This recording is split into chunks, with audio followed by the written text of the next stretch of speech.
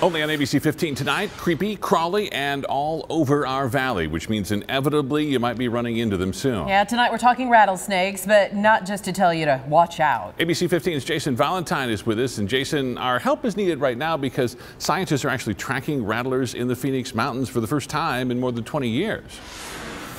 How often do you log on to Facebook and somebody's posted a picture of their hike with rattlesnakes? Well, researchers figured people are already taking the pictures, may as well use those to help track where these guys are hanging out as they live side by side with us in the valley.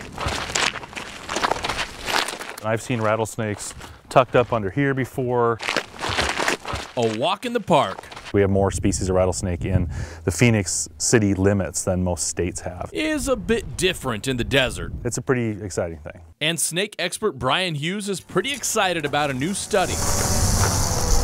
He's following rattlers roaming around the Phoenix Mountains. Up in the rockier areas, and when you go up in the trails, once you start getting in the scrambling areas, that's where there's going to be speckled rattlesnakes. But he doesn't know it all, and that's why he's using a new snake tracking tool, Hikers can help us correct those biases to where we can point out where we're wrong about something or where rattlesnakes exist that we didn't think that there would be a lot of them at. He's asking you, hikers and bikers, when you see a snake, snap a pic and send it to the research team. It's the place to be, but not many. And there are a few spots you're much more likely to run across a snake. But places like this where there's cover and then cover on the other side, you know, this is an ideal place for someone to run into a rattlesnake on a trail. Trails along a wash, up next to heavy brush, or near rodent holes mean rattlers may be hiding nearby for a snack.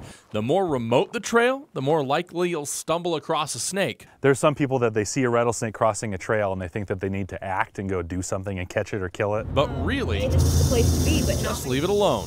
Even if it's rattling at you, it's rattling at you because your presence is keeping it there. It's trying to defend itself. So you just kind of get out of sight for a second, it'll go away. So here's how you can help. If you see a snake on your hike, stay back, snap a pic. Doesn't even have to be a good one. Geotag it or get the location and then send it to survey@rattlesnakesolutions.com. In Phoenix, I'm Jason Valentine, ABC 15, Arizona. It's important to note, don't tie up any emergency lines if you see a snake. Firefighters do not remove them from mountains. That's actually where we want snakes. Yeah, it sounds like firefighters only remove them from backyards, and that doesn't even go for every scenario or even every department. Really don't want to see the snakes? In general, go with something more central, more popular, if you want to steer clear. Another idea, use an app like All Trails, for example, where you can read hiking reviews just like you would for a restaurant with Yelp.